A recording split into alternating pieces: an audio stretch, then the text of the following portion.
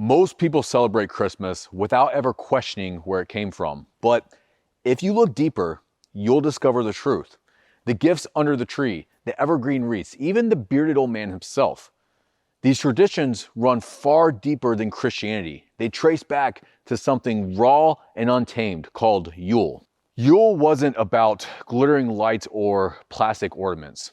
It was about survival, transformation, facing the darkest time of the year and honoring the cycles of life and death during winter.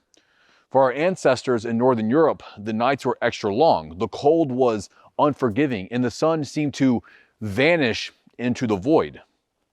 The Norse called it Yule, and it marked the harshest time of the year, the Winter Solstice. But this wasn't just the longest night, and it wasn't just about the dark. It was a turning point. It was a signal that the sun was beginning its slow return. This wasn't a one-day celebration either. Yule spanned 12 nights. Each one was significant. It wasn't about marking time. It was a reckoning with the forces of nature, life and death.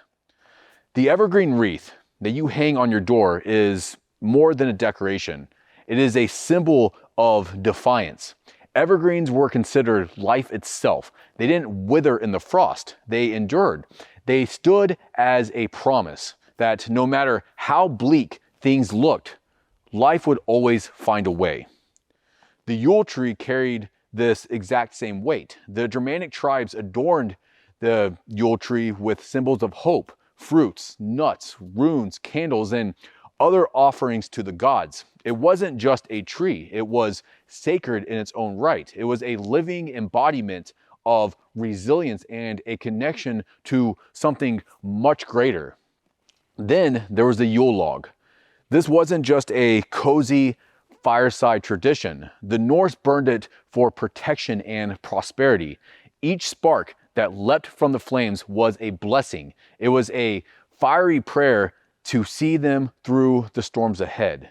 They didn't burn the log just for warmth. They burned it for strength, for endurance, for a connection to the gods. Even the feast itself was about more than just food. It was a declaration. It was a way for them to say, we've made it this far and we will continue to conquer whatever comes next. The centerpiece was often the boar, which was sacred to Frey, the god of fertility and prosperity.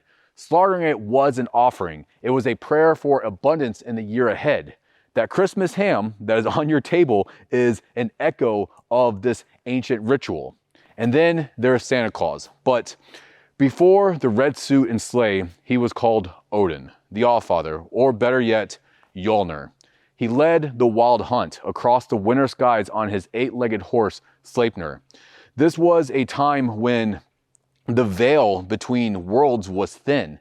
Spirits roamed freely. The living honored their ancestors while also guarding against hostile forces. Over time, Odin's wild, untamed spirit softened into St. Nicholas, but his roots remain buried deep in the frost and in the snow. So, how did we get to this point? When Christianity spread into the north, it had to adapt in order to survive. Yule wasn't necessarily erased, it was absorbed. The evergreen stayed, the feast remained, the Yule tree endured. The cycles of death and rebirth were given new meaning. But beneath the layers of tinsel and carols, Yule's primal spirit still lingers. It is a reminder that winter isn't just a season. It's a crucible. It is a time to persevere, to transform, to honor what came before and what's going to come after.